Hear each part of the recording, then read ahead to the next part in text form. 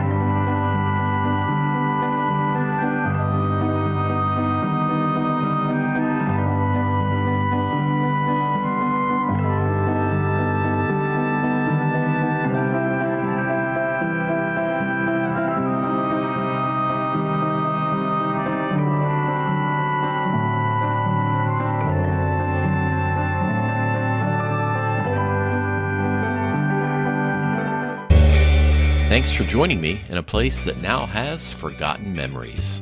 If you enjoyed the video, please give it a like and consider sharing it. Every click helps more people discover the channel. If you're into retro attractions, lost landmarks, and point of view travel videos, hit subscribe and turn on notifications. There's plenty more to explore as we visit forgotten places and travel down new roads. See you next time.